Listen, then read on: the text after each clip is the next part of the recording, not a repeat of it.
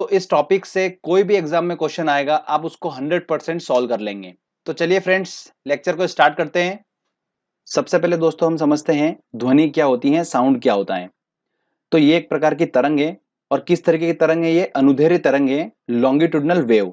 अब longitudinal wave अगर बोला जा रहा है इसको, तो लॉन्गिट्यूडनल वेव की प्रॉपर्टीज हमको पता होना चाहिए कि लॉन्गिट्यूडनल वेव होती क्या है, अनुदैर्ध्य तरंग क्या होती है। जब तक अगर हमको ये समझ में नहीं आएगा तो हम ध्वनि को नहीं समझ पाएंगे। तो चलिए मैं आपको सबसे पहले कंसेप्ट क्लियर करता हूं कि अनुदैर्ध्य तरंग, लॉन्गिट्यूडनल वेव क्या होता है। तो चलिए अपन समझते हैं। तरंग होता है, कोई वेव होती है, वो वेव दो प्रकार की होती हैं। एक होती हैं मैकेनिकल वेव और एक होती हैं नॉन मैकेनिकल वेव, मतलब यांत्रिक तरंगे और अयांत्रिक तरंगे। अब इन दोनों में डिफरेंस क्या है? डिफरेंस ये है कि मैकेनिकल वेव वो वेव होती हैं जिनको माध्यम की रिक्वायरमेंट होती है, उनको संचरण करने के लिए, चलने के लिए माध्यम की जरूरत होती है।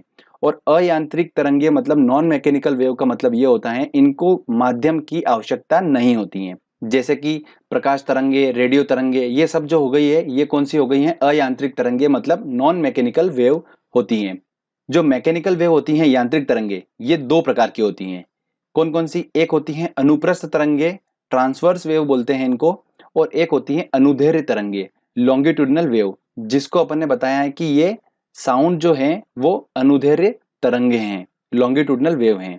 तो इनकी प्रॉपर्टीज को अपन समझते हैं कि इन दोनों में क्या डिफरेंस है। तो अनुदैर्ध्य तरंग जो होती हैं वो क्या होती हैं? देखिए, सपोज करते हैं कि कोई तरंग है, वो एक माध्यम में जा रही है। वेव की डायरेक्शन जो है वो किस तरीके से? ऐसी है जैसे आपको डायग्राम में दिख रहा है। तो इस माध्यम में जो कणों का मूवमेंट होगा वो कैसा होगा? इस डायरेक्शन के परपेंडिकुलर होगा। जैसा आपको दिख रहा है, ये मैं आपको इंटरनली बता रहा हूं, इस माध्यम के अंदर का बता रहा हूं कि इस माध्यम में जो कणों का मूवमेंट है वो कैसा है? वेव की जो डायरेक्शन है उसके परपेंडिकुलर इसका मूवमेंट हो रहा है, मतलब लंबवत इसका मूवमेंट हो रहा है कणों का। ठीक है, तो ऐसी वेव को हम क्या बोलेंगे? अनुप्रस्थ तरंगे बोलेंगे, ट्रांसवर्स वेव बोलते हैं। अनुदैर्ध्य तरंग क्या होती है? अनुदैर्ध्य तरंगे, देखिए सपोज करते हैं वैसी कंडीशन है, कोई तरंग जो है वो माध्यम में जा रही है, तो उसकी डायरेक्शन क्या होगी? आपको डायग्राम में दिख रहा है, ऐसी डायरेक्शन है। अब इस माध्यम के जो कण होंगे वो कैसा मूवमेंट करेंगे? उसके समानांतर मूवमेंट करेंगे। तो ऐसी तरंग को अपन क्या बोलेंगे? अनुदैर्ध्य तरंगे बोलेंगे, लॉन्गिट्यूडनल वेव बोलेंगे। दो कंडीशन है, अगर माध्यम के कण परपेंडिकुलर अगर मूवमेंट कर रहे हैं तो वो हो गई अनुप्रस्थ तरंगे। अगर माध्यम के कण उसके समानांतर मूवमेंट कर रहे हैं, किसके? वेव के, तो उसको हम बोलेंगे अनुदैर्ध्य तरंगे, लॉन्गिट्यूडनल वेव। सिंपल सा। तो ये सिंपल सा लॉजिक है, तो इसको ध्यान रखना है। अब अनुदैर्ध्य तरंग जो होती हैं वो ठोस, द्रव, गैस तीनों में ट्रेवल करती हैं, तीनों माध्यम में उत्पन्न हो सकती हैं, तीनों माध्यम में संचरित हो सकती हैं। और अनुप्रस्थ तरंगे जो होती हैं वो ठोसों में संचरित होती हैं और द्रव की सतह पर संचरित होती हैं। तो ये आपका पॉइंट क्लियर हो चुका है। चलिए अब वापस हम चलते हैं हमारे फर्स्ट पेज पे। तो दोस्तों आपको ये बात तो क्लियर हो चुकी है कि अनुदैर्ध्य तरंगे मैंने बोला है, तो अनुदैर्ध्य तरंगे क्या हैं, उसकी प्रॉपर्टी समझ में आ गई। क्या समझ में आया? कि ध्वनि जो है, अगर उसको अनुदैर्ध्य तरंगे में बोल रहा हूं, इसका मतलब है कि ध्वनि ठोस, द्रव, गैस तीनों माध्यम में संचरित हो सकती हैं। दूसरी बात, ध्वनि को मैंने क्या बोला है? अनुदैर्ध्य तरंगे बोला है। और अनुदैर्ध्य तरंग जो होती हैं वो मैकेनिकल वेव के अंदर आती हैं, मतलब इनको माध्यम की जरूरत होती है, संचरित होने के लिए माध्यम की जरूरत होती है। तो ये निर्वात में, वैक्यूम में ट्रेवल नहीं कर सकती हैं। क्लियर? ये दोनों पॉइंट वेरी इंपॉर्टेंट पॉइंट है। अगर ये कंसेप्ट आपके धीरे धीरे क्लियर होते जाएंगे तो ही आप एग्जाम में आंसर सही टिक कर पाएंगे। ठीक है, फिजिक्स ऐसा टॉपिक है, अगर हम सोचेंगे इसको कि याद कर लें या कुछ, तो बिल्कुल भी आप ऐसा मत सोचिए, क्योंकि कुछ टाइम बाद आप भूल जाने वाले हैं। तो अगर जब तक आप अपना कंसेप्ट क्लियर नहीं करेंगे तब तक आप इसका आंसर बिल्कुल सही टिक नहीं कर पाएंगे। तो कंसेप्ट क्लियर हो चुका आपका। चलिए आगे बढ़ते हैं हम। अब बात आती है कि ध्वनि की उत्पत्ति कैसे होती है। तो सिंपल ही है, वस्तुओं में कंपन होता है, उसी से क्या होती है? ध्वनि की उत्पत्ति होती है। आगे एक इंपॉर्टेंट पॉइंट जो मैं आपको बता चुका हूं कि ध्वनि जो है वो माध्यम में गमन करती हैं लेकिन निर्वात में गमन नहीं करती हैं, क्योंकि ये यांत्रिक तरंग के अंदर आती हैं, मैकेनिकल वेव के अंदर आती हैं। अब दोस्तों हम बात करते हैं आवृत्ति, मतलब फ्रीक्वेंसी के आधार पर तरंगों को तीन भागों में बांटा गया है। फ्रीक्वेंसी क्या होती है सबसे पहले आपको बता देता हूं मैं, जिनको नहीं पता है। किसी भी माध्यम में जो कण है, अगर वो कंपन कर रहा है तो प्रति सेकेंड वो कितना कंपन कर रहा है, वो उसका हो गया फ्रीक्वेंसी। ठीक है, तो आवृत्ति के आधार पर तरंगों को तीन भागों में बांटा है। सबसे पहले आपको जैसे दिख रहा है यहाँ पर कि एक ये तरंग है, ये एक वेव है, जिसकी आवृत्ति क्या है, जिसकी फ्रीक्वेंसी क्या है, 0 हर्ट्ज से लेकर 20 हर्ट्ज तक की है। सेकेंड वेव है, इस वेव की आवृत्ति क्या है, फ्रीक्वेंसी क्या है, 20 हर्ट्ज से 20,000 हर्ट्ज के बीच में है। और तीसरी जो तरंग है उसकी आवृत्ति दे रखी है 20,000 हर्ट्ज से लेकर उसके ऊपर तक की। तो दोस्तों अब ध्यान से सुनिए, कोई इंसान वही तरंग को सुन सकता है जिसकी आवृत्ति 20 हर्ट्ज से 20,000 हर्ट्ज तक होती है। तो ऐसी कौन सी आवृत्ति है जो सेंटर वाली आपको दिख रही है, इन्हीं तरंग को मनुष्य सुन सकता है, मनुष्य के कान सुन सकते हैं। इसके अलावा जो 0 हर्ट्ज से लेकर 20 हर्ट्ज तक है वो मनुष्य के कान नहीं सुन सकते हैं। 20,000 हर्ट्ज से ऊपर तक की जो ध्वनि की आवृत्ति है वो भी इंसान नहीं सुन सकते हैं। तो ये बात क्लियर हो चुकी है। अब 0 हर्ट्ज से लेकर 20,000 हर्ट्ज तक की जो वेव होती हैं, इन वेव को क्या बोला जाता है, इंफ्रासोनिक वेव बोला जाता है। क्या बोला जाता है, इंफ्रासोनिक वेव, मतलब अश्रव्य तरंग बोला जाता है। और 20 हर्ट्ज से लेकर 20,000 हर्ट्ज जिनको मनुष्य सुन सकता है, उन वेव को क्या बोला गया है, ऑडिबल वेव बोला गया है। और 20,000 हर्ट्ज से ऊपर की जिसकी आवृत्ति है तरंग में, उसको क्या बोला गया है, अल्ट्रासोनिक वेव बोला गया है। ये अल्ट्रासोनिक वेव मनुष्य नहीं सुन सकता है। इनको कौन सुन सकता है, जैसे कुत्ते हुए, बिल्ली हुई, चमगादड़ हुए, ये उनको सुन सकते हैं। ठीक है फ्रेंड्स, तो ये आपको कंसेप्ट क्लियर हो चुका है। ये डायरेक्टली एग्जाम में क्वेश्चन पूछते हैं कि किस फ्रीक्वेंसी की तरंग को मनुष्य सुन सकता है, ये डायरेक्टली एग्जाम में क्वेश्चन पूछते हैं। तो आपको क्लियर हो चुका है। चलिए आगे बढ़ते हैं, बात करते हैं ध्वनि की चाल की, स्पीड की बात करते हैं कि कौन से माध्यम में ध्वनि की चाल जो है वो ज्यादा होगी, ठोस में, द्रव में कि गैस में, सॉलिड में कि लिक्विड में कि गैस में, किसमें इसकी चाल ज्यादा होगी। आपको यह समझने से पहले आपको एक टर्म को समझना पड़ेगा, इलास्टिसिटी को। क्या है, प्रत्यास्थता को समझना जरूरी है। तो इलास्टिसिटी क्या होती है, सबसे पहले आपको बताता हूं। सपोज करते हैं कि मेरे पास ये एक रबर है। इस रबर पे जब मैं एक्सटर्नल फोर्स लगाता हूं, बाह्य बल लगाता हूं, तो इस रबर के आयतन और आकार में परिवर्तन हो जाता है। पर जब मैं जैसे ही इस पे से बाह्य बल, मेरा जो एक्सटर्नल फोर्स है वो हटा लेता हूं, तो रबर वापस वैसा के वैसा हो जाता है। तो वस्तु की ये गुण जो होता है ये कहलाता है इलास्टिसिटी। ठीक है, तो अब देखिए दोस्तों, ठोसों में इलास्टिसिटी जो होती है वो ज्यादा होती है, उसके बाद द्रव में होती है, और सबसे कम किस में होती है इलास्टिसिटी, गैस में होती है। ठीक है, जैसे डायग्राम से आपको बिल्कुल स्पष्ट है। अब दोस्तों कंसेप्ट ये है कि जिसमें इलास्टिसिटी ज्यादा होती है उसमें ध्वनि की चाल सबसे ज्यादा होगी। तो ध्वनि की चाल सबसे ज्यादा किस में होगी, ठोस में होगी, उसके बाद द्रव में होगी, उसके बाद गैस में होगी। मतलब एग्जाम्पल देके बताता हूं कि अगर मेरे पास 3 माध्यम है, जैसे एक है लोहा, दूसरा है मेरे पास पानी, और तीसरा है मेरे पास वायु, तो ध्वनि की चाल जो होगी वो लोहे में ज्यादा होगी, उसके बाद पानी में होगी, और उसके बाद वायु में होगी। क्लियर आपको। अब देखिए, ध्वनि जो है वो निर्वात में, वैक्यूम में ट्रेवल नहीं करेगी। ठीक है, यहां पर ये पॉइंट ध्यान रखिएगा। आगे चलते हैं, एक इंपॉर्टेंट पॉइंट नोट करिएगा आप। अगर कोई वेव है, उस वेव को मैं एक मीडियम से दूसरे मीडियम में भेज रहा हूं, तो उसकी प्रॉपर्टीज में क्या क्या चेंज आएगा ये समझिए। तो मान लेते हैं एक माध्यम है, दूसरा माध्यम है। पहला वाला ठोस समझ लीजिए आप, सेकंड वाला आप समझ लीजिए गैस। तो एक माध्यम से दूसरे माध्यम में अगर वेव जा रही है तो उसकी फ्रीक्वेंसी, आवृत्ति में कोई भी परिवर्तन नहीं होगा।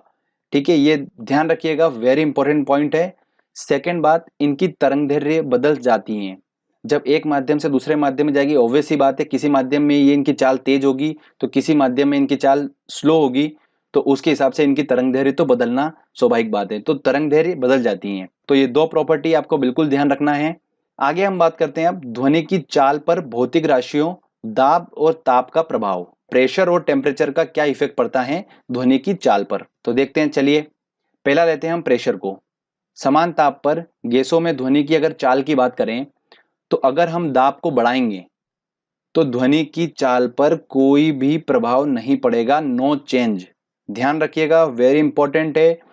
सेकेंड बात लेते हैं अपन ताप की। माध्यम का अगर मैं टेम्परेचर बढ़ाऊंगा तो ध्वनि की चाल भी बढ़ेगी।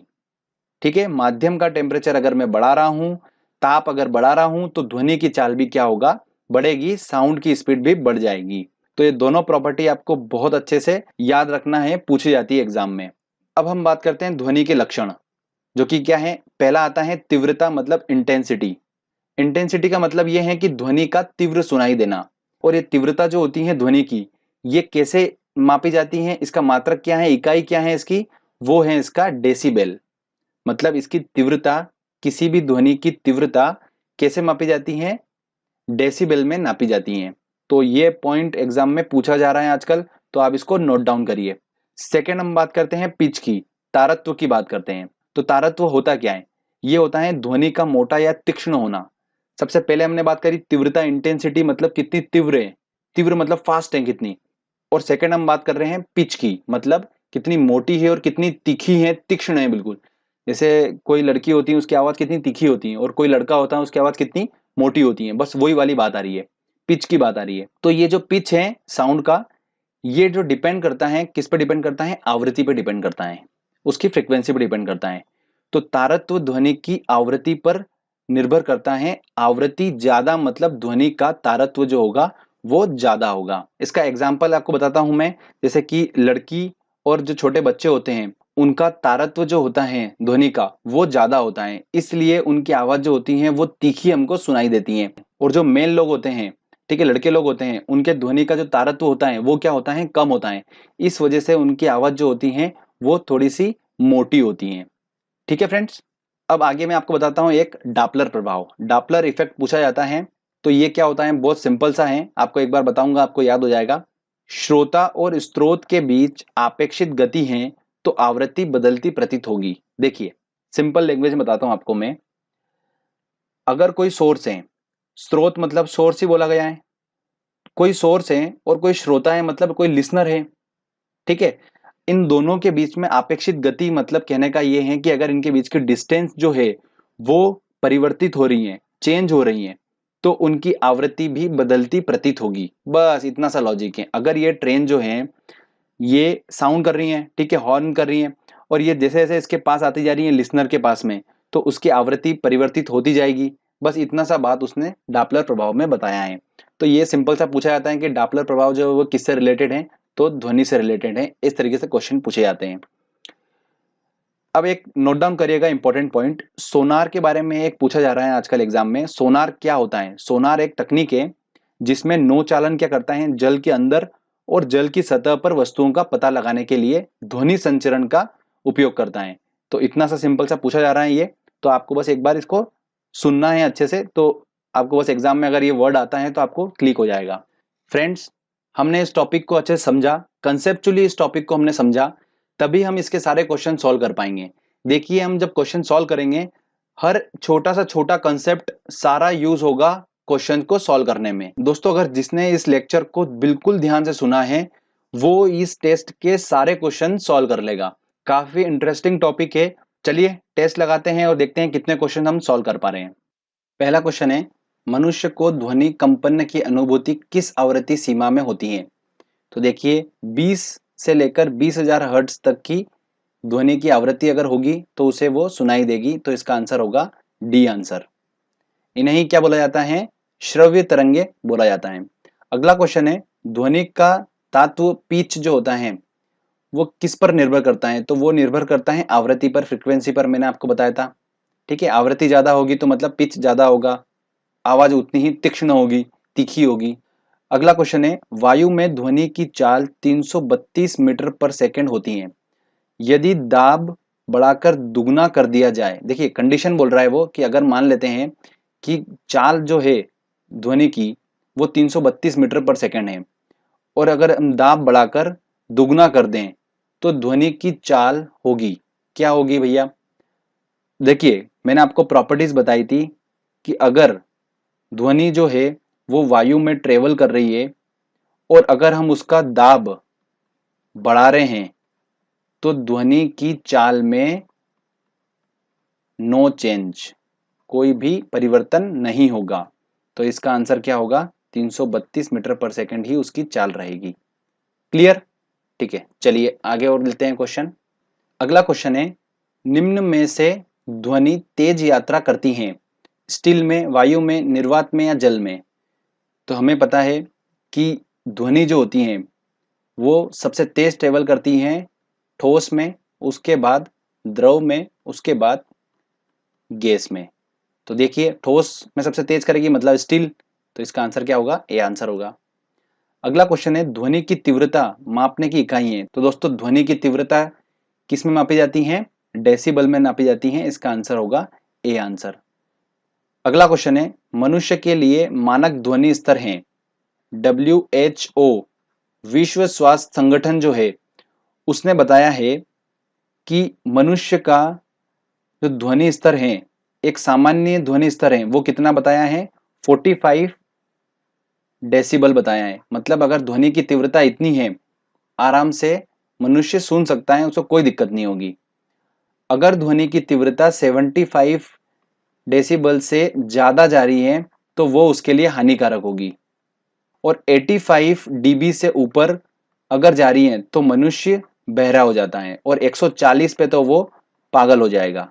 तो ये विश्व स्वास्थ्य संगठन ने इसके बारे में बताया है। तो यहाँ पर पूछ रहे हैं कि मनुष्य के लिए मानक ध्वनि स्तर कौन सा होगा? तो 90 नहीं हो सकता, 100 नहीं हो सकता, 120 नहीं हो सकता। आंसर क्या होगा इसका? कंडीशन के हिसाब से इसका आंसर होगा डी आंसर। चलिए आगे और देखते हैं क्वेश्चन। अगला क्वेश्चन है, डॉपलर प्रभाव संबंधित हैं। देखिए काय संबंधित है? ध्वनि से संबंधित है। ध्वनि तरंगे सर्वाधिक तीव्र गति करती हैं। काय में करती हैं? ठोसों में करती हैं, सॉलिड में करती हैं। तो इसका आंसर होगा ए। ध्वनि नहीं गुजर सकती हैं। तो ध्वनि जो होती हैं ये एक यांत्रिक तरंग है, मतलब मैकेनिकल वेव है, जिसको माध्यम की जरूरत होती है, और नॉन मैकेनिकल वेव को माध्यम की जरूरत नहीं होती है। तो ये मैकेनिकल वेव है तो इसको माध्यम की जरूरत होगी। तो जल माध्यम है, स्टील माध्यम है, वायु माध्यम है, निर्वात मतलब वैक्यूम, ये कोई माध्यम नहीं है, इसलिए इसका आंसर क्या होगा? डी आंसर होगा। चलिए आगे लेते हैं और क्वेश्चन। अगला क्वेश्चन है, निम्न में से किस एक में ध्वनि की चाल सबसे तेज होगी? तो किस में होगी? वायु में, जल में, लकड़ी में या निर्वात में? तो लकड़ी में होगी, क्योंकि लकड़ी ठोस है। अगला क्वेश्चन है, पराश्रव्य तरंगे वे ध्वनि तरंगे हैं जिनकी आवृत्ति, पराश्रव्य तरंगे क्या होती हैं? अल्ट्रावायलेट वेव होती हैं। तो इनकी जो आवृत्ति होगी वो क्या होगी? 20,000 हर्ट्ज से अधिक होगी। ठीक है, इनको मनुष्य नहीं सुन सकता है, तो 20,000 हर्ट्ज से होगी। तो इसका आंसर होगा सी आंसर। सारे क्वेश्चन हमने अच्छे से सॉल्व कर लिए। यही वो क्वेश्चन है जो एग्जाम में बार बार पूछे जा रहे हैं। आपने इन क्वेश्चंस को लगा लिया होगा, तो आराम से आप किसी भी एग्जाम में अगर इस टॉपिक से क्वेश्चन आएगा तो आप आराम से सॉल्व कर लेंगे, कोई भी आपको दिक्कत नहीं होगी। तो फ्रेंड्स, अगर आपको वीडियो अच्छा लगा है और मेरी मेहनत अच्छी लगी है तो प्लीज वीडियो को लाइक करिए, दोस्तों के साथ शेयर करिए, और दोस्तों कमेंट करके बताइए वीडियो कैसा लगा। फ्रेंड्स, जिन्होंने अभी तक चैनल को सब्सक्राइब नहीं करा है तो प्लीज चैनल को सब्सक्राइब कर लीजिए, क्योंकि इस तरीके के मैं अच्छे अच्छे वीडियो आप तक पहुंचाता रहूंगा। फ्रेंड्स, मिलते हैं अगले वीडियो में, तब तक के लिए जय हिंद, जय भारत।